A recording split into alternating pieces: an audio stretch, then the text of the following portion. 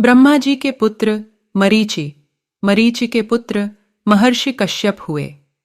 कश्यप और आदित्य के वंश से जो सूर्य वंश हुआ, उसी के इक्ष्वाकु कुल में चक्रवर्ती सम्राट महाराज दशरथ के ज्येष्ठ पुत्र के रूप में श्री राम का जन्म हुआ। इन्हें रामचंद्र भी कहते हैं। रामायण के अनुसार महाराज दशरथ और रानी कौशल्या के सबसे बड़े पुत्र सीता के पति व लक्ष्मण, भरत तथा शत्रुघ्न के भ्राता थे। हनुमान उनके परम भक्त हैं। लंका के राजा रावण का वध उन्होंने ही किया था। उनकी प्रतिष्ठा मर्यादा पुरुषोत्तम के रूप में है, क्योंकि उन्होंने मर्यादा के पालन के लिए राज, मित्र, माता पिता तक का त्याग किया। वे भगवान विष्णु के अवतार माने जाते हैं। श्री राम का जन्म वैवस्वत मनवंतर में 23वें चतुर्युग के त्रेता में हुआ था। उन्होंने करीब 11,000 वर्ष अयोध्या का शासन किया था। श्री राम विश्वामित्र के साथ यज्ञ की रक्षा के लिए छोटे भाई लक्ष्मण के साथ गए और ताड़का आदि राक्षस मारे। उसके बाद गुरु के साथ राजा जनक के यहाँ उनकी पुत्री सीता के स्वयंवर में पहुंचकर शिव के धनुष को तोड़ सीता से विवाह किया।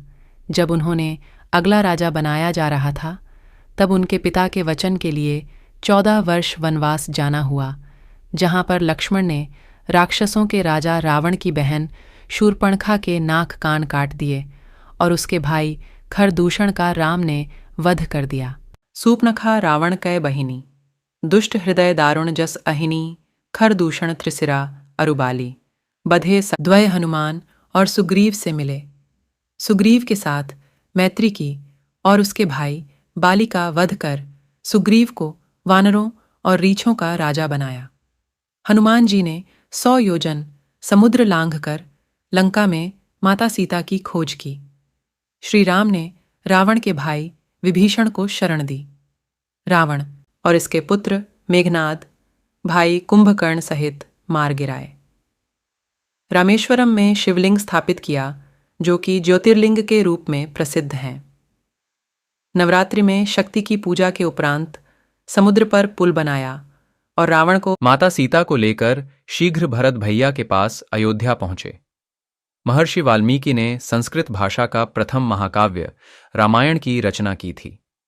महाकवि गोस्वामी तुलसीदास ने भी उनके जीवन पर केंद्रित भक्तिभावपूर्ण सुप्रसिद्ध महाकाव्य रामचरितमानस की रचना की थी, जो कि अवधी भाषा की श्रेष्ठ एवं बृहत्तम रचना भी है। संप्रति यह अत्यंत प्रसिद्ध है।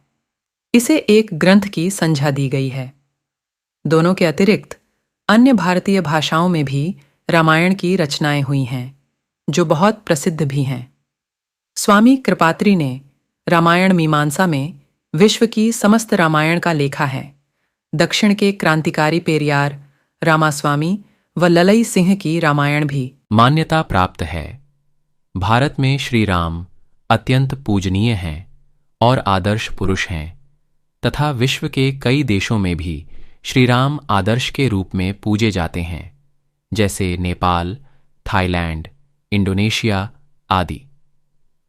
श्री राम रघुकुल क्षत्रिय वंश में जन्मे थे, जिसकी परंपरा रघुकुल रीति सदा चली आई, प्राण जाहूं बरु बचनु न जाई की थी, जो कि वर्तमान में भी सूर्यवंशी क्षत्रिय राजपूतों द्वारा व्यवस्थित की जा रही ब्राह्मणों के अनुसार राम न्यायप्रिय थे।